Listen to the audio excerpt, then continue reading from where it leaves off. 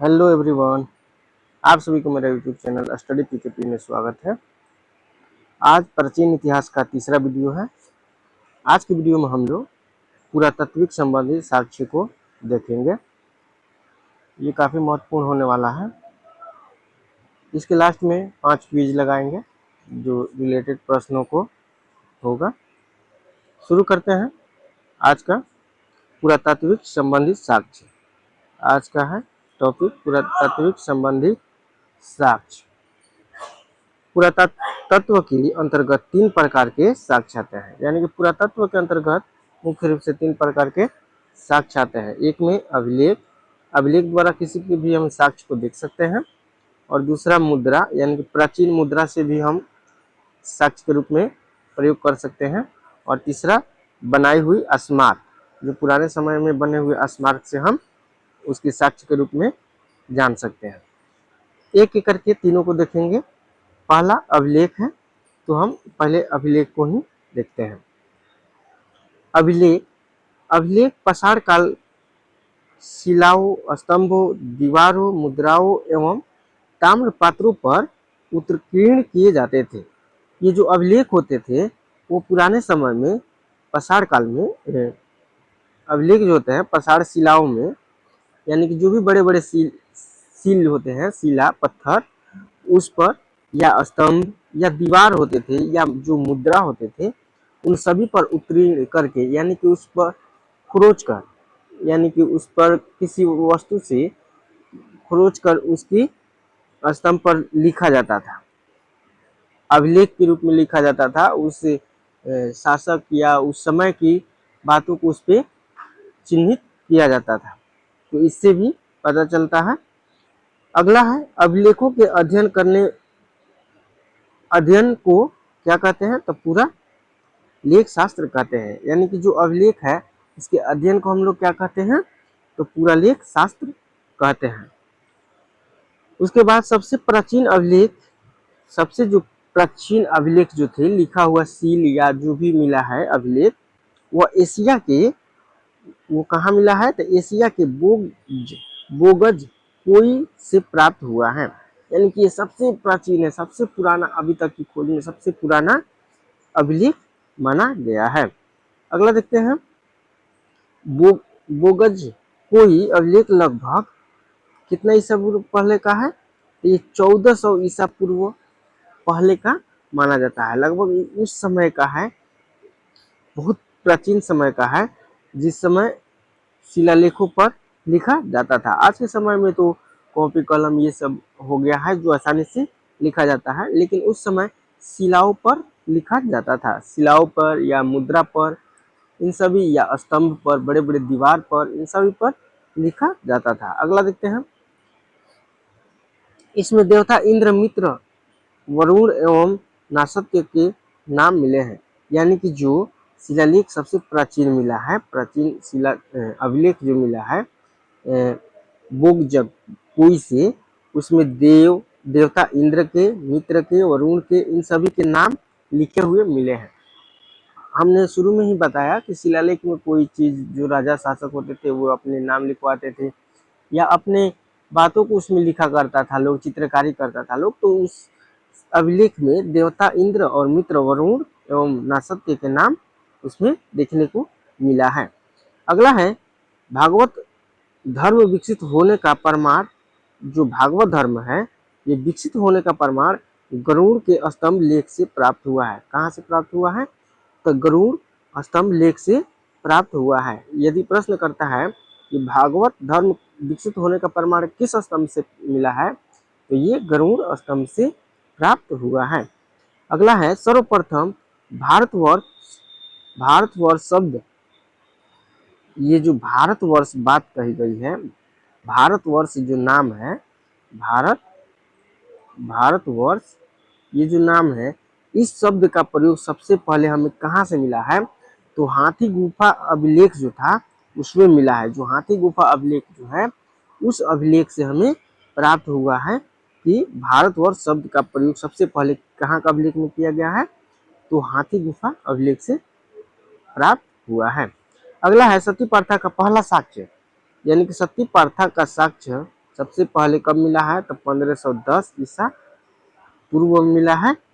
सती प्रथा यह एक ऐसी प्रथा थी जिस समय यानी कि कोई औरत की पत्नी कोई पत्नी के उसके मतलब पति शौहर अगर डेथ कर जाते थे तो उसके साथ साथ उसकी पत्नी को भी जला दिया जाता था या उसके साथ दफना दिया जाता था, जिसे सती प्रथा का नाम दिया गया था। सती प्रथा का साक्ष्य एरण अभिलेख से प्राप्त हुआ है। ये किस अभिलेख से प्राप्त हुआ है? एरण अभिलेख से प्राप्त हुआ है। यानी कि एरण जो अभिलेख है, एरण अभिलेख जो है, इससे ही हमें ये स्पष्ट हुआ है कि प्राचीन समय में लोग सती प्रथा के परंपरा को किस तरह निभाते थे। उसमें देखा गया है कि यानी कि एक जो मतलब कोई भी साथ में एक साथ मतलब उसकी हड्डियां पाई गई है, जिससे यह स्पष्ट होता है कि यानी कि कोई एक डेथ किया तो दूसरे को उसके साथ दफनाया गया, जिससे पता चला कि ये सती प्रथा का साक्ष्य वहां से मिला, यानी कि एरण अभिलेख से ही मिला। अगला है रेशम बुनकर की जानकारी हमें कहाँ से मिला है? यानी कि रेशम उस समय बुना जाता था, इसका साक्ष्य हमें कहाँ से मिला है? तो मंदसौर अभिलेख से मिला है। रेशम बुनकर की जानकारी किस अभिलेख से मिला है? तो मंदसौर अभिलेख से मिला है। यदि क्वेश्चन कहेगा रेशम बुनकर की जानकारी कहाँ से मिला है, तो हम बताएंगे कि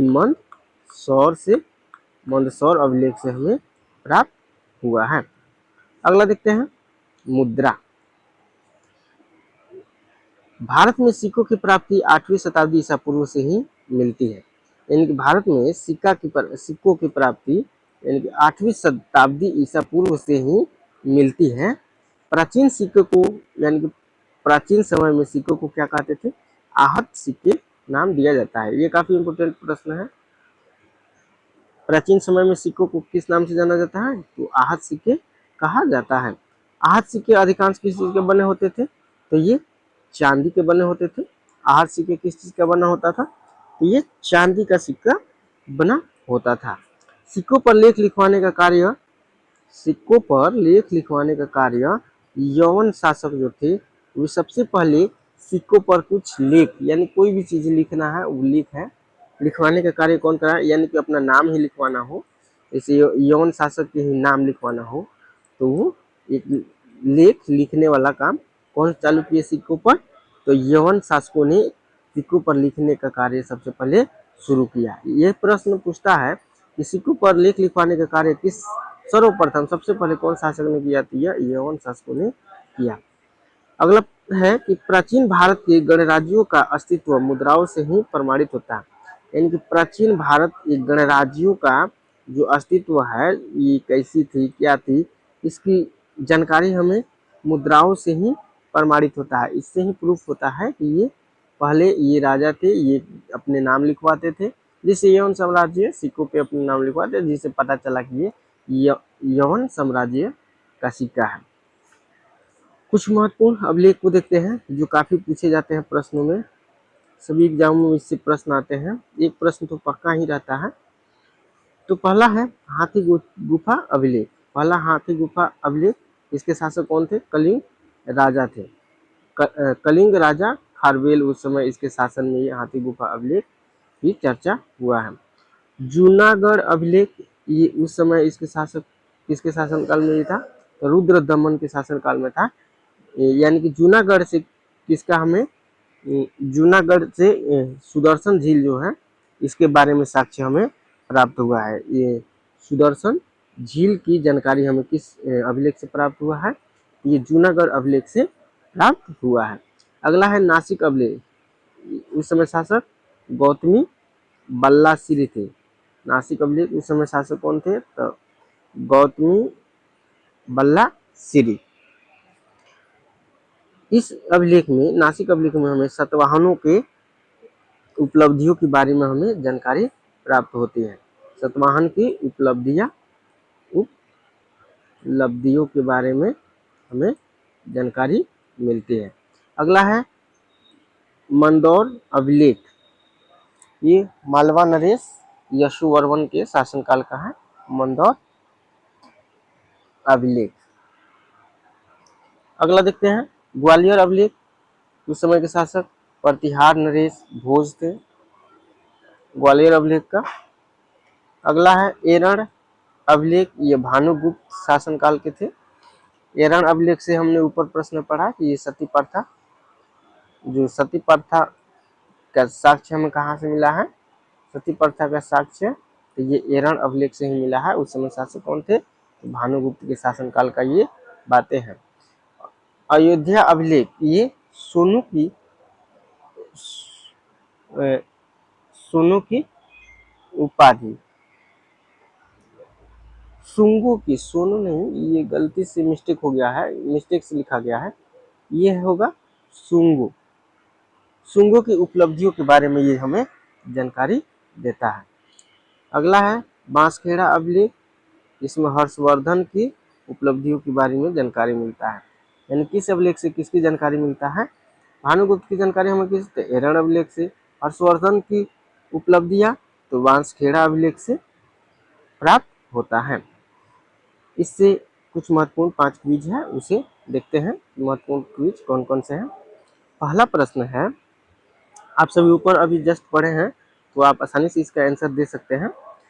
अभिलेखों के अध्ययन को क्या कहा जाता है, अभिलेखों के अध्ययन को क्या कहा जाता है।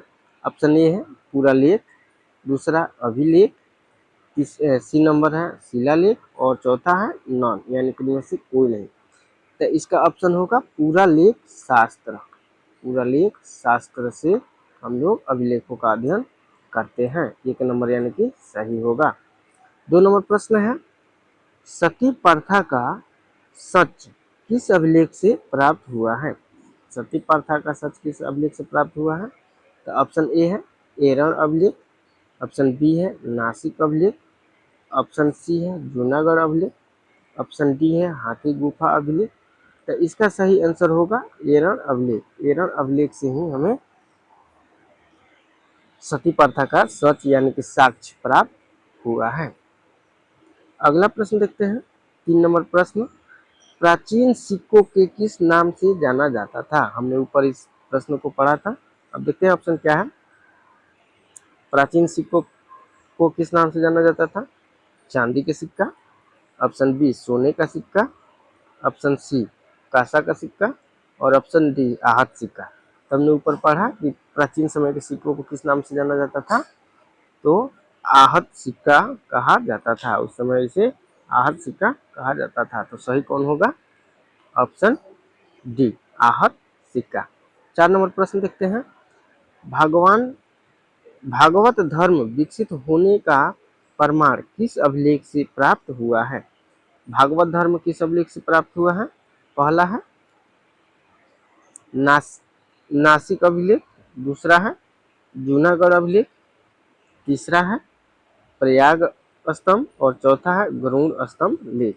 यानी कि इन चारों में से एक सही है, तो ऑप्शन डी सही होगा, यानी कि गरुड़ स्तंभ से हमें प्राप्त हुआ है भागवत धर्म का विकसित होने का। लास्ट प्रश्न देखते हैं 5 नंबर, सिक्कों पर लिखने का कार्य सबसे पहले प्रथम शुरू किसने किया था, यानी कि सबसे पहले शुरू किसने किया था सिक्कों पर लिखने का।